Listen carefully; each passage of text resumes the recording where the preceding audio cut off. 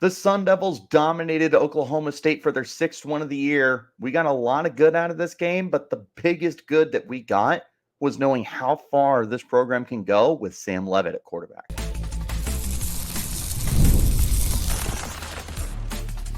You are Locked On Sun Devils, your daily podcast on the Arizona State Sun Devils. Part of the Locked On Podcast Network, your team every day. Welcome back to the Locked On Sun Devils podcast, part of the Locked On Podcast Network, your team every day. My name is Richie Bradshaw, and I will be your guide for everything Arizona State Sun Devils. A special shout out to my everydayers who are here every day, and thanks to all of you for making us your first listen of the day. Don't forget to hit like, subscribe, and turn on notifications wherever you're getting your shows. Stay in touch by following me on Twitter at RichieBrats36 and the podcast at LO_Sun Devils. Today's episode is brought to you by FanDuel, America's #1 sportsbook. You can start the season big with a big return from FanDuel. New customers place $5. You will get $150 in bonus bets if your first $5 bet wins. Visit FanDuel.com to get started.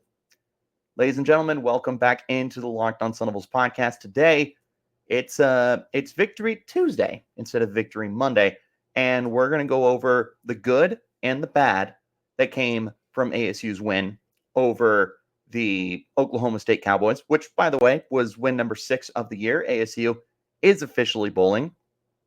Pretty cool. Pretty cool in year 2 of a complete rebuild that you're already right back into the playoffs, or postseason, I should say. We'll see if they can make a playoff run, but they're a long ways off. Neither here nor there. And then, of course, we got some takeaways and some game balls to hand out, but I want to start right where we started the show off, and that's Sam Leavitt. ASU's got something here. Sam Leavitt misses the game against Cincinnati. ASU loses that game. It could have been a closer game if ASU had either made the 2 field goal attempts that they tried, which, by the way, there's just no special teams for this team. We'll talk about that later. You also wonder how much different the game is if Sam Leavitt is under center. But he wasn't. You didn't hit your field goals, and you lost. It is what it is. It happens. Sam Leavitt comes back against Oklahoma State. You go to Stillwater. The weather is not in your favor. And, I mean, you had, I think it ended up being like a 2.5-hour rain delay with all the lightning that was in the area and everything. This was hostile environment. It was during Oklahoma State's America's greatest homecoming, I believe is what they call it. Everything was stacked against you in this game. And not only did you win, but you dominated the competition in this game.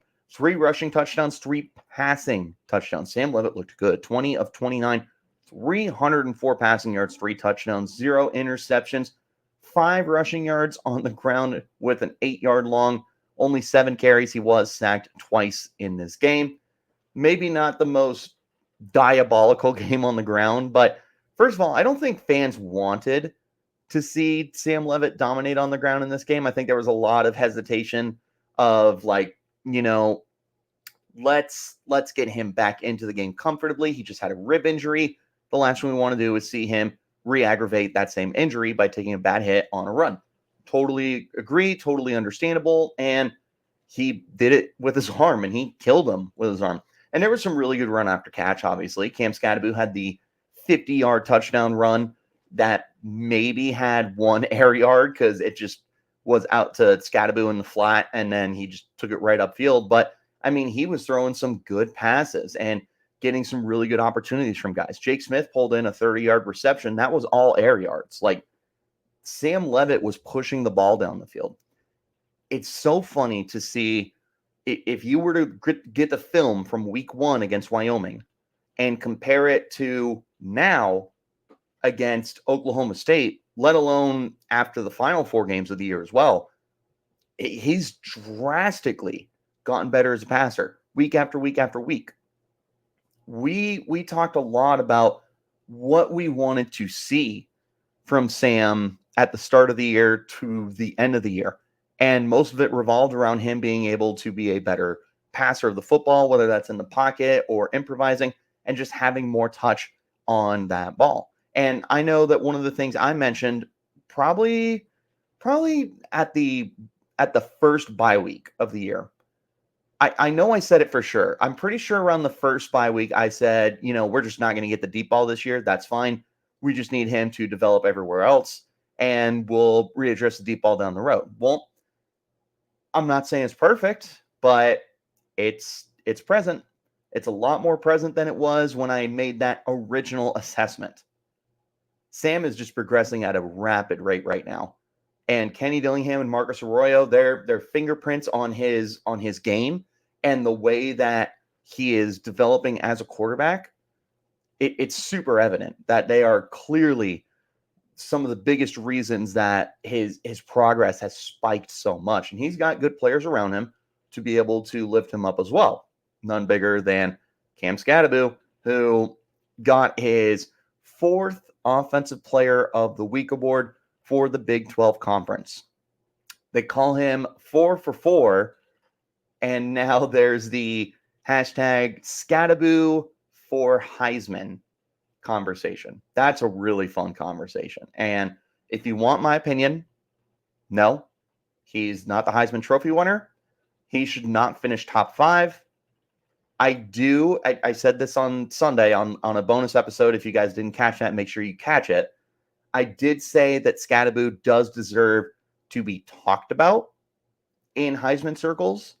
I don't know if he should get a vote, but I do think that when the committee is coming together and they're saying, okay, here's the obvious guys, here's Ashton Jeanty, Travis Hunter, Cam Ward, and then whoever else, all I want is someone to be like, hey, what do you think about Cam Skattebo at Arizona State? I think that's more than fair for a guy who is second in the nation in scrimmage yards per game, only behind Ashton Jeanty, which, man, I just said him as one of the favorites for the Heisman Trophy. What are the odds of that? He's dominating. And looking at this game, it was no different. 3 touchdowns on the game, 153 rushing yards and a score, 121 receiving yards and 2 scores. He's the first Sun Devil since 2014 when Demario Richard did it against New Mexico. First running back with 100 rushing and 100 receiving yards in the same game. Mind-boggling. Now, interesting development that came out today is Skattebo, according to Kenny Dillingham, is doubtful to questionable to play this weekend against UCF. The suspicion, because you saw at the end of the UCF game, or UCF, against Oklahoma State, that he had his pads off and he was sitting on the sidelines talking to someone. I assume it was probably a trainer or someone on the medical staff, now that we kind of have an idea of like, hey, he's not 100%. And if you look at the very last play he had, the last touchdown he had, which was a 36-yard scamper or something like that, it looked like a screen. I want to say it was like 36 yards, but he gets absolutely popped in the shoulder. And it's Cam Skattebo, so he gets right up and he shrugs off the hit and he scores. But you could see that he is visibly shaken up, and you don't see him for the rest of the game. So I'm wondering if it's some kind of shoulder injury, if it's an AC joint or anything like that. I don't know. I'm not any kind of medical expert. I won't pretend to be. And I'm certainly not somebody who will tweet out my opinions on, oh man, that looks like this, that looks like that, because I'm not a doctor. I'm not a diagnosist. I don't like those accounts anyways, by the way, just putting that out there. I don't know what's going on with Skattebo, but I do know that from this game, he dominated. The other thing I know is Kyson Brown got a huge role in this game. 15 carries, 63 yards. He scored 2 touchdowns on the ground. Kyson Brown might be the future of this backfield. Cam Skattebo, out of eligibility this year. DeCarlos Brooks, out of eligibility this year. There's going to be a brand new backfield next year with Kyson Brown, Raleek Brown, and Jason Brown. And I'm sure they're going to bring some guys into the transfer portal. I don't think the recruiting class has a running back. I'd have to look. I know there's a lot of guys coming in. I want to say it's like an 18-man recruiting class, but I don't have it in front of me, and I don't think there's a running back. Could be wrong. But Kyson has a inside track to be the number 1 running back for this team next year. And this is a really good showing for him against Oklahoma State. And he's going to have another huge opportunity this weekend against UCF Even if Skattebo is good to go, I'd be shocked if he gets 25 touches again this week because he's clearly taken a little bit of a beating and needs a little bit of time to rest, considering you're going to be contending for a pretty good bowl game this year. You could finish the year 10-2. You're not, but you could, and that puts you in a really good position for a really good bowl game or maybe even a playoff berth, depending on how the rest of the nation shakes out. So you want Skattebo at 100% health. You're going to get Kyson Brown involved. Kyson Brown had a phenomenal A-plus game against Oklahoma State. Defensively, shout out to Javen Robinson, got his first career interception. He played a really good game. We've talked a lot about Keith Abney this year. Javen Robinson has also been thrown into the fire and tested to be one of the team's number one corners. He was another guy who's played like 90% of the snaps over the last month of the season, and he's played pretty well. There's been ups and downs, sure. Same for Abney. It's not like Abney's been perfect, even though this podcast would have you think otherwise. Javen Robinson has had ups and downs too, but he got his first interception in this game. He did a really good job in general with his coverage, and I was very impressed with him. We're actually going to talk about him a little bit more during our first break, which will be coming up shortly. He was a stud, man. Him and Keith Abney, you can see the development that they've had week after week with all this time on the football field. They're playing really good football. They got good protection behind them. ASU's defensive front, I want to give them a shout out.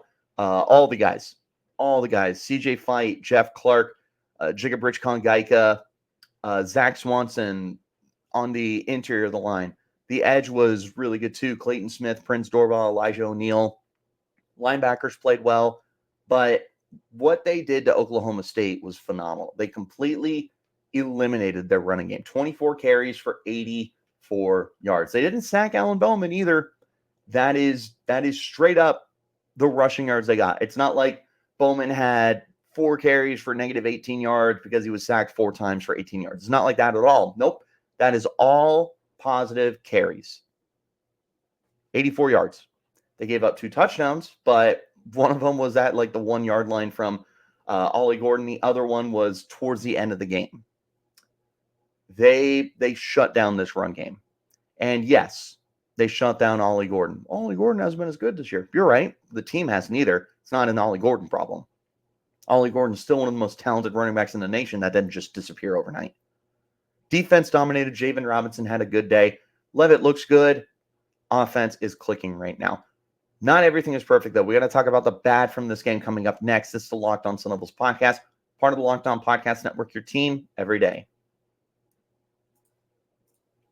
Hello, Sun Devil fans and college football fans. It's time to recognize the Roy Player of the Week. So far this season, we have pooled over $20,000 to support on players from Roy. Micro deposits lead to massive change. With the Roy app, you can direct your support to the athletes you love, ensuring that all funds go to the specific player that you choose.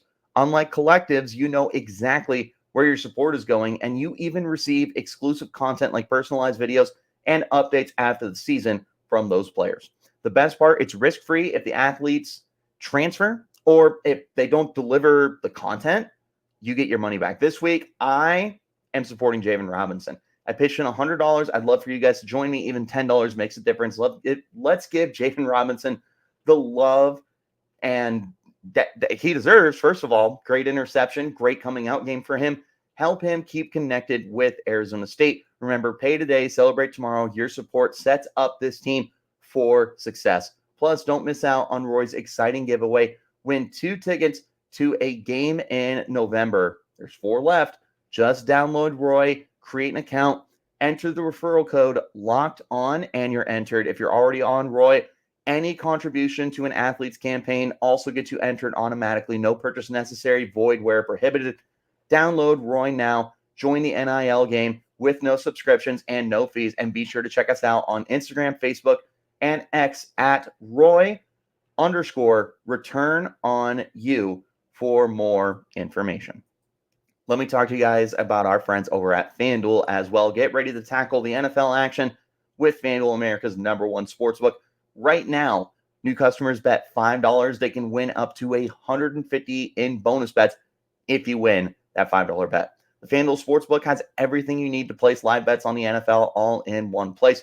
When you get a hunch in the middle of the game, you can check out the latest stats, view live play-by-play, and so much more on the same page where you're placing your bets. Just visit FanDuel.com to join today. You'll get started with $150 in bonus bets if your first $5 bet wins. That's FanDuel.com.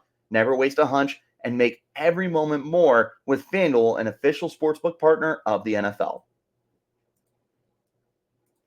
Wherever you're getting your shows, hit like, subscribe, and turn on those notifications so you get an update whenever we post new content. I appreciate each and every single one of you for tuning in and making us your first listen of the day. A special shout out to my everydayers who are here every day. Let's go ahead and get back into our conversation now, and we got to talk about the bad from this game. Spoiler alert, there wasn't a lot of bad to really talk about. This is a pretty clean game from the Sun Devils. The biggest thing, and it's something that we've come to know at this point, ASU just has no special teams.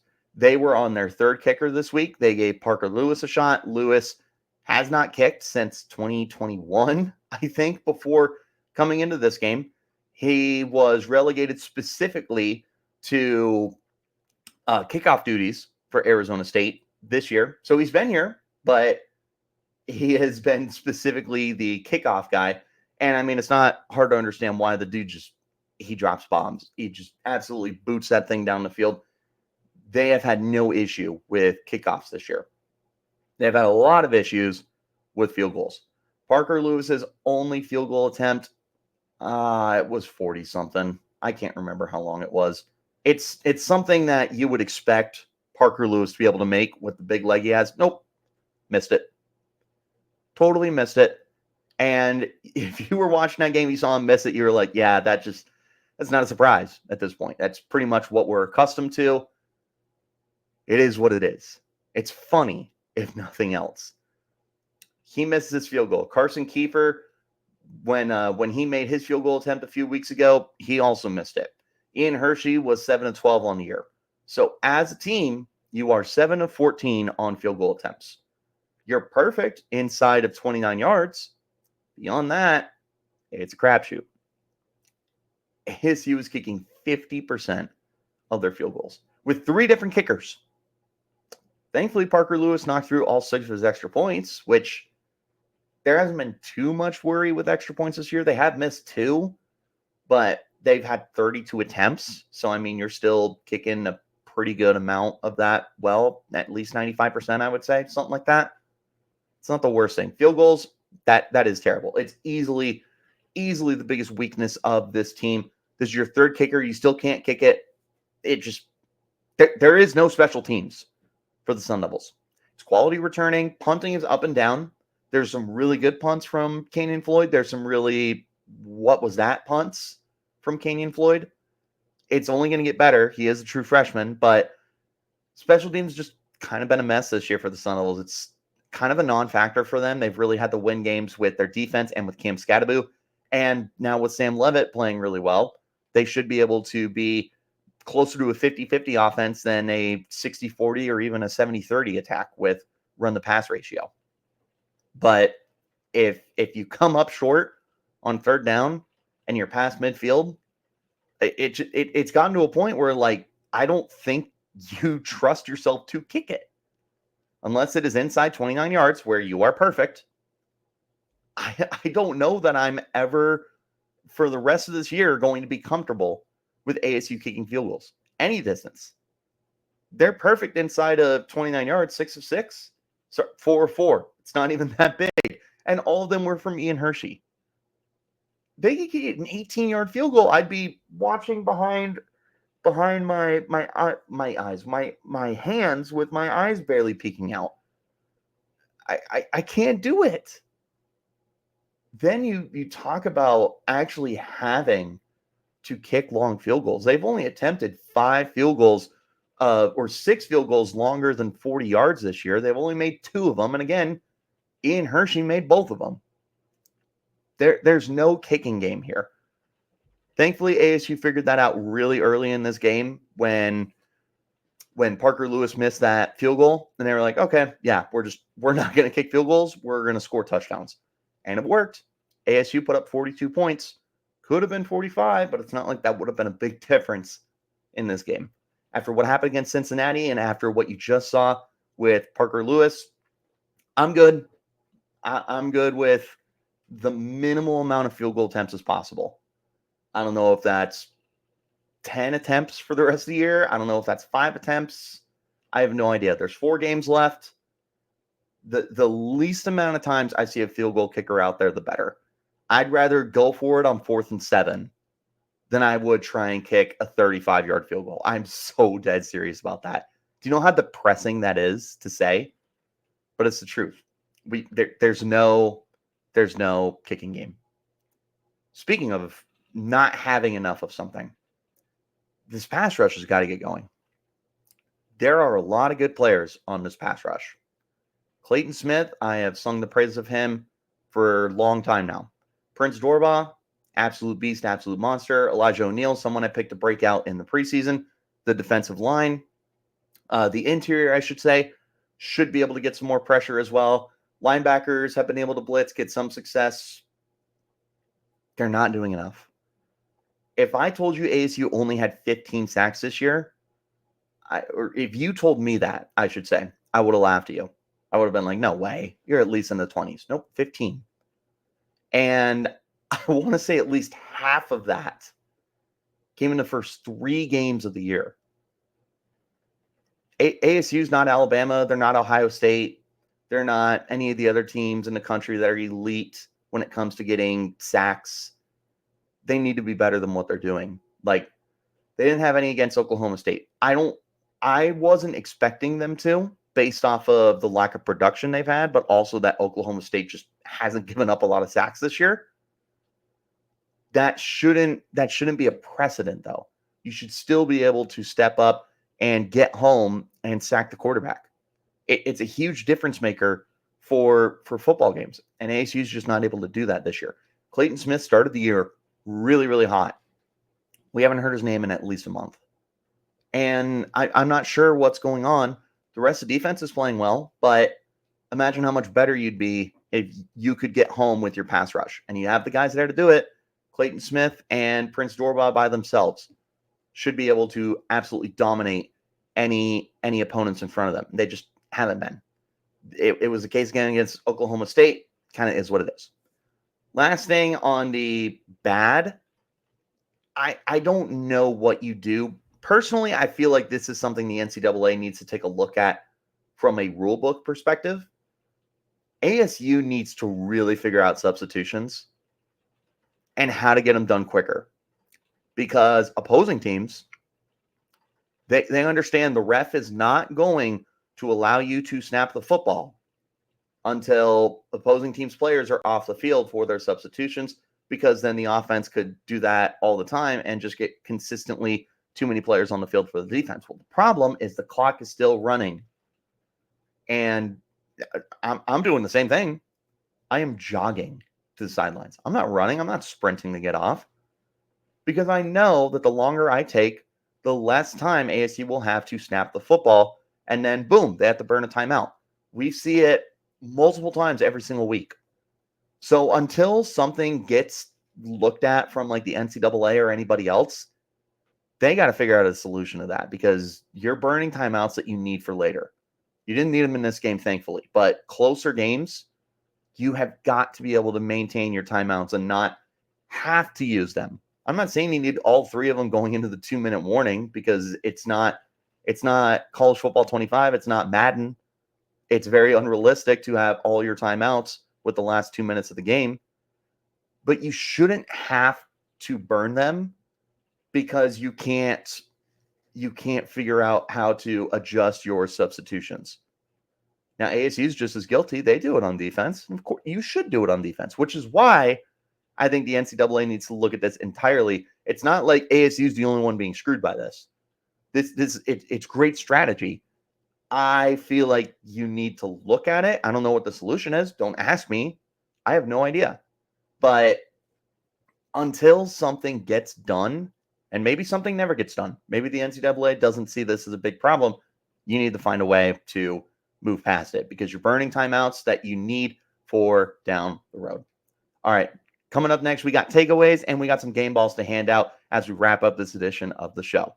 This is the Locked On Sun Devils podcast, part of the Locked On Podcast Network, your team every day. My friends, let me tell you about our friends over at ZBiotics. ZBiotics pre-alcoholic drinks. They are the world's first genetically engineered probiotic. It was invented by PhD scientists to tackle rough mornings after drinking. Here's how it works. When you are drinking alcohol, it gets converted into a toxic byproduct in your gut. It's this byproduct, not dehydration, that's to blame for your rough next day. Pre-alcohol produces an enzyme to break down this byproduct by itself. Just remember that ZBiotics, you need to make it your first drink of the night. Drink responsibly, of course, and you'll feel at your best tomorrow. When I go out with some of my buddies and we have a good old MMA match and a party and all that good stuff, I want to make sure that I am taking my ZBiotic prebiotic drink. So I gave them a try going into our last little meetup together. And I know there's going to be a UFC match here coming up pretty soon that I'm going to have it ready to go. So I gave it a drink. You wouldn't believe how on top of my game I felt the next morning. Here's how to use it. You drink your pre-alcohol, you drink responsibly, and you enjoy tomorrow.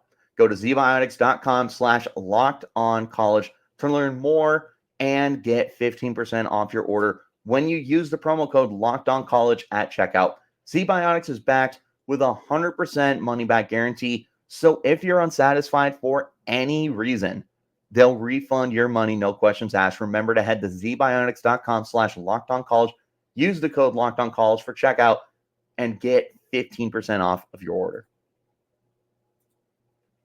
One last time, wherever you get your shows, like, subscribe, turn on notifications, and you will get an update whenever we post new content. I appreciate each and every single one of you for tuning in and making us your first listen of the day. A special shout out to my everydayers who are here every day. Let's wrap this episode up. We got some takeaways. We got some game balls to hand out. Takeaway number one, Sam Leavitt, he's going to take you as far as he is not even willing, as far as he can possibly take you.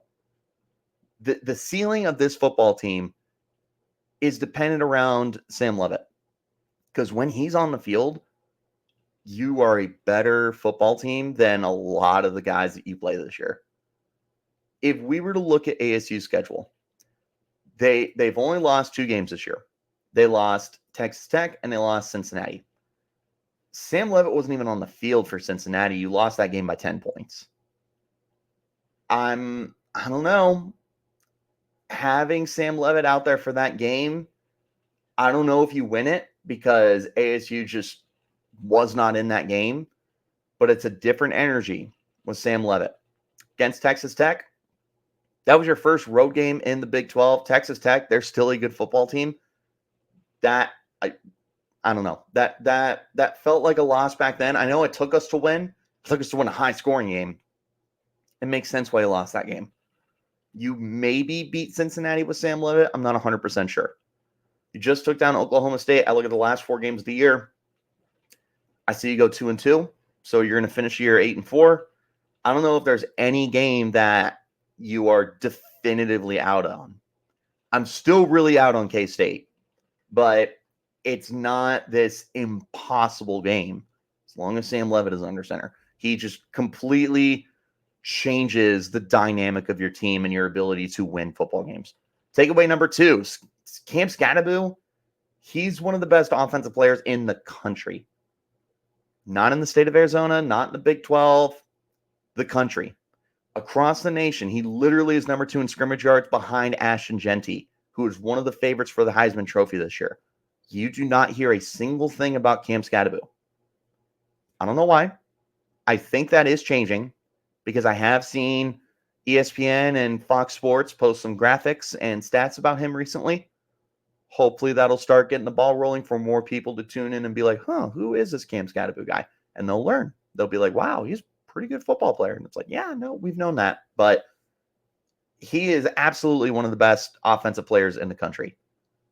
You talk about Ashton Jeanty, you talk about some of the superstar receivers out there, Tedero McMillan at Arizona, Ryan Williams at Alabama, who's the Jeremiah Smith, that's who I'm thinking of, at Ohio State, Quinshon Judkins. God, there's so many explosive players in college football on the offensive side that you could talk about till you're blue in the face, and Cam Skattebo is not one of them, and that's got to change. He is one of the best players in the country on offense. There is conversation to be had about him being first team All Big 12 this year. I would love to see how he finishes the year and see if there's any All-American votes for him. I don't know about first team. I don't know about second team, third team, honorable mention. I don't know. We'll see, but Cam Skattebo deserves that recognition. Last takeaway, we're not going to talk too much about it because we already did. ASU just can't win on special teams. So we've seen it all year. We're 8 games in. They've tried 3 different kickers. Nothing's working. You can't win. If you have games that are coming down to a field goal or less, I don't know if you're winning that game. I just don't. You're going to have to beat teams with touchdowns or stops on defense. There's not a kicker on this team, or apparently at the university, that I trust to be able to kick a game-winning field goal for the Sun Devils. Sorry. All right, game balls. Let's hand these out real quick. Game ball number 1, Sam Leavitt. How can it not? Sam balled out in his return from injury. He only took 2 weeks to bounce back from the rib injury. I can't remember what they officially called it. I know it was some kind of rib injury. He described having spasms and all that. Well, he came back. He only missed 1 game. He took the bye week to get good. He's back. And he's playing well. He looks better and better with each passing week. This is a really big game upcoming for him if Skattebo is out. But 3 touchdown performance, completing 66% of his passes, phenomenal. Game ball for Sam Leavitt. Game ball number 2, again, how can you not? It's Cam Skattebo. Another historic performance for Arizona State Sun Devils. Another dominant performance that has put the country on notice. He has over 1,000 rushing yards on the year. He has 12 touchdowns. He's the man. He is, as we call him on the Locked On Sun Devils podcast, the people's running back, because he can run it, he can catch it, he can throw it, he can punt it, and he's your mom's favorite football player. Cam Skattebo. He's a beast. Game ball number 3, Javen Robinson. First career interception, did a really good job in this game, period. The Sun Devils had a pretty strong game against this Oklahoma State offense, period. Alex Bowman barely completed above 50% of his passes. He was under 6 yards per attempt. He had 1 touchdown. He also had the 1 interception against Javen Robinson. Robinson did a really good job in this game, helping the Sun Devils pass defense to play at the level that they did. Bowman struggled, and Javen was a big part of that. There were no standout performances from the Oklahoma State Cowboys. Javen Robinson. Last game ball, I am forcing our coordinators to split the ball. Marcus Arroyo and Brian Ward both get game balls. Look, there was a lot of really good performances in this, but we've got to give the flowers to the coordinators. I've given Brian Ward his flowers all year long. This is the Brian Ward podcast. But Marcus Arroyo, he's been phenomenal too. And this is a game that really put into perspective how good he is. You have your quarterback who is coming off a injury, throw for 300 yards. You have a run game that carries the ball almost 50 times, turns it into over 200 yards. 3 touchdowns through the air, 3 touchdowns on the ground. It's balanced. It's perfect. It's phenomenal. Marcus Arroyo, you're terrific. You have been all year. Brian Ward, you're terrific. You have been all year. Completely eliminated Oklahoma State's ground game. Really minimized what they could do through the air. And yeah, once again, second half adjustments. They shut him out for the second half right up until the last drive of the game when ASU pulled their starters. He's the king of adjustments. This team is rolling right now. 6-2. Tomorrow on the show, we are going to have to hand out our grades. You guys know how that goes. 0 to 100 overall, coaches, offense, defense, all that good stuff. So make sure you tune in tomorrow so that we can go over that together. Wherever you're getting your podcast, hit like, subscribe, turn on notifications. You'll get an update whenever we post new content. I have a special shout out to give to my everydayers who are here every day, but a thanks to all of you for tuning in and making us your first listen of the day. Like I said, we'll be back again tomorrow to hand out our grades, and then we've got the rest of the week to start preparing for UCF. I'll see you guys tomorrow, and until next time, you keep it locked right here on Locked On Sun Devils.